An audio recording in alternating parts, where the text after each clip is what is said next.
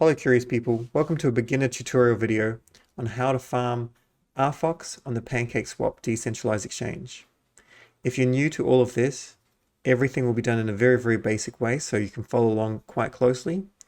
If you do know what you're doing for the most part but need a little bit of help, there will be timestamps below. Firstly though, what we have are two options. We've got a farm and a syrup pool, and these are on, as it says, Pancake Swap. So this is Pancake Swap. It's pancakeswap.finance. This is the largest decentralized exchange on the Binance Smart Chain. As you can see, it says the number 1 AMM and yield farm. AMM is an automated market maker. That just basically means when you've deposited your assets, it automatically determines the price depending on people's buy and sell orders. And a yield farm is obviously where you've deposited your assets and you get some sort of yield, you earn some sort of interest on that. The native token in this platform is a Cake token. The Cake price at the moment is only $20. It was higher than $40, but like many things with Ethereum going down significantly and Bitcoin going down in price, many other things have gone down. Now that also refers to RFOX price. You can see VFOX and RFOX have gone down significantly. I don't want to make this channel about price, so we won't really touch on it too much, but this price, in my opinion, is still a healthy price. Okay, so what we have in PancakeSwap is the ability to do farms. Farming is where we're going to provide two assets such as RFOX and BNB. If you've been following along with RFOX Finance, you would have already been farming potentially. BNB is the native token of the Binance ecosystem. The other option that we have are the pools. In the pool here, as you can see, if we have some cake already, we can stake it and we can earn some RFOX. Now this is all covered in a couple of tweets. I'll link these below. In particular, this one here is all about the rewards for earning RFOX. You can see that it goes for 60 days. So the syrup pool is when you're just going to deposit one asset, Cake, to earn RFOX tokens. And that means there's going to be no impermanent loss. It's important to know what impermanent loss is. So if you're not familiar with it, I will link below to the segment where I talk about it in a previous video. So here we are in PancakeSwap. We've decided we're going to enter the farms. We've also decided we're going to enter the pools. As you can see, I've already got a little bit staking. I started to do this yesterday as a tutorial video, but unfortunately there was issues with the Binance Smart Chain and the video wasn't very good. At the moment, we can see the APR is 506%. APR is annual percentage rate, and that's just your interest. It is dropping. If we click on this little thing here, this shows us that the ROI, the return on investment, the interest we get every day is about 1%. It is dropping, and as more and more people deposit into this pool, it will decrease. One really cool thing about this though is this can bring other people into the RFOX and VFOX ecosystem just by them seeing what it is. Okay, so what we're going to need is we're going to need to buy some Cake, some RFOX, and some BNB. If you have something else such as Binance US dollar on the smart chain that you want to use, you can use that, but I'm going to use a little bit of VFOX just as an example. If you don't have it in your wallet already, click on Harvest as you normally would and harvest your VFOX. So we're going to do a trade. We're going to get some VFOX and we're going to get some BNB token. If for some reason this takes a little long to load, then it can just be an issue with Binance Smart Chain. We'll go and get 50 VFOX, convert that into some BNB. You can do however you like. If you just want a trial, maybe do a smaller amount. If you want to learn, I would probably suggest a smaller amount. I'm also going to change some VFOX into RFOX at 50 VFOX. You can do as much or as little as you like, but just remember that you will be paying probably 30 cents to $2 in gas most of the time. Our last transaction we will do is we're going to get some Cake. Another 50 VFOX. Now, once again, my personal opinion, this is not financial advice.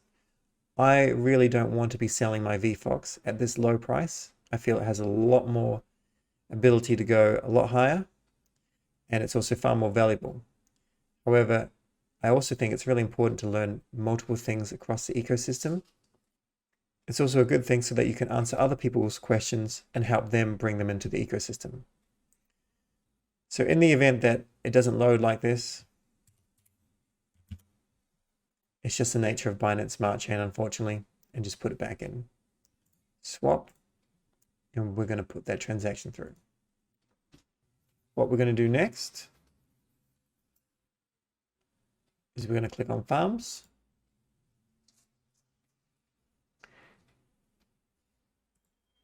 And what it will look like is down the list is our RFOX BNB farm. We'll just click on it. The first step we'll have to do is we'll have to enable it. So it will look like this, and we'll click this enable button. I'll just click this as an example. Then that transaction would go through, and shortly it's going to show us a stake button instead. The next thing that we have to do is we have to add the liquidity. The easiest place to do this is to go here, and I suggest opening it in a new window. So right clicking, open a new tab, and here we are.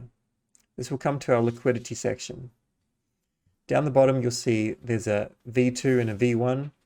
This is just a version. Everything's done on V2 these days, so that's all you have to worry about. Now remember, any difficulties with this not loading, you just unfortunately have to be patient. I'm going to click Max down below. If you clicked Max on the top, because I have more BNB, I would need more RFOX and I wouldn't be able to add it in. So we'll click Max at the bottom. You can do whatever amount you like. And I'm going to supply that. So now liquidity is added. We click back on this tab at the top here, and we can click on the plus button, add max, confirm, and send through the transaction.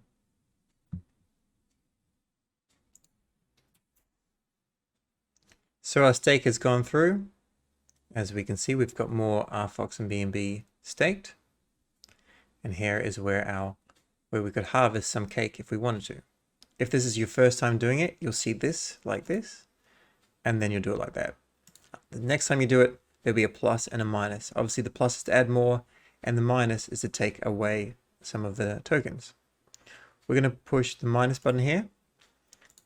I'm going to take out half them just so I can show you how to convert them back to the original asset. So this is unstaking the LP tokens, the liquidity provider tokens. Now that we've removed 10 LP tokens, we can go just to trade and then liquidity.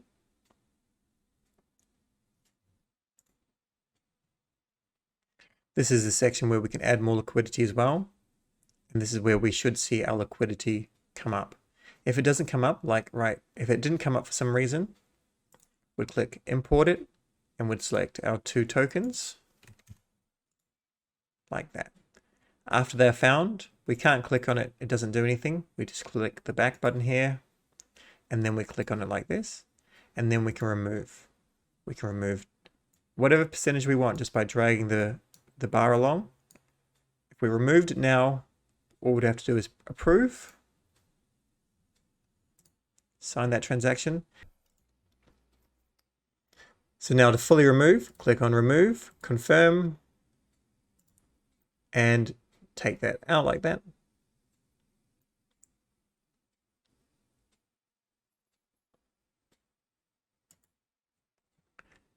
And we've now, as you can see, the transaction's gone through and we have removed our liquidity. If we wanted to re-add for some reason, we just come back, add the pair, and you can see the 506 RFOX is back there. This may happen to you sometimes where you click on confirm supply and it doesn't go through.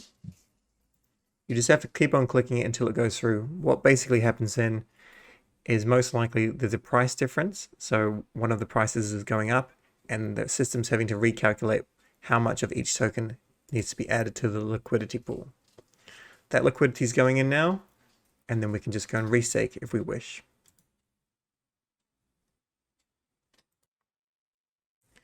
So that liquidity is going back in, and I'm just going to quickly restake it. Now there is a lot of demand for the Pancake Exchange, so don't be surprised if all these APRs and liquidity don't load instantly. We'll add that. As you can see, we've lost a little bit of our tokens, and that's just due to the, I guess, impermanent loss. Next thing we'll do is we'll click on pools. This is where all of the pools are. Here we have earn RFOX. Once this loads, we can deposit some cake. All we would do to start off with is we would click the enable button, and then we'd start adding our cake. I've already added some cake. I'm just going to add some more. Plus, confirm. Now, because we're just adding one asset, this isn't a liquidity pool. There's no impermanent loss. You'll have the same amount of cake as you started. The only thing you earn instead is you earn a little bit of RFOX. Also, when you do add more cake, or if you take out cake, it automatically harvests your RFOX.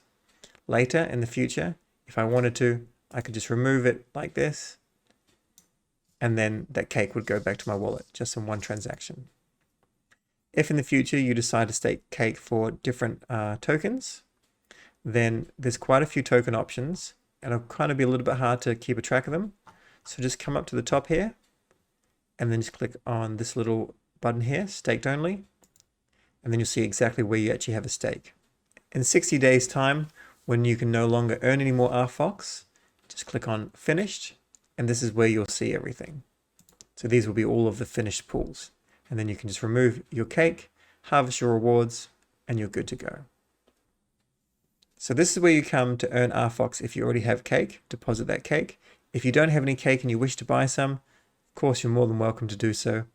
However, just remember that the interest rate is quite low. It's not going to take a huge amount of time to get a lot of RFOX. Just remember, with the farming, there is some impermanent loss. However, there's still a good interest rate, so that's certainly very, very helpful.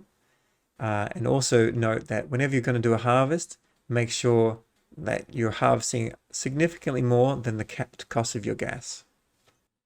Now, I'll give you a quick tip. This is far more of an advanced beginner's tip, but if you start to notice there's a lot of slowdowns with the Binance network, what you can do is you can change the RPC.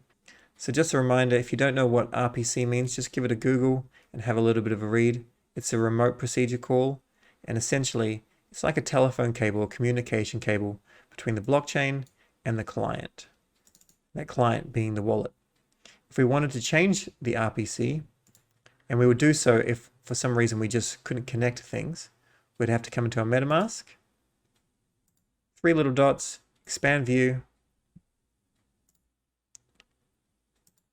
and click up here, settings, networks, and Smart Chain. This is where the RPC is, and the official site for different RPCs is on docs.binance.org, etc. And then you put in one of these. However, sometimes there can still be a significant amount of use on all of them, and we can't get through. In practice, I've seen that these ones have been quite successful when the main ones are down. Hopefully Binance puts more infrastructure into all these and it doesn't really matter. Now, I hope some of your questions have been answered in terms of the Pancake Swap farming and pooling experience. If you do have any questions, you can get me on Twitter at Seb Montgomery, or alternatively just post in the comments on the video and I'll do my best to answer them. Thanks for watching. Cheers. Bye.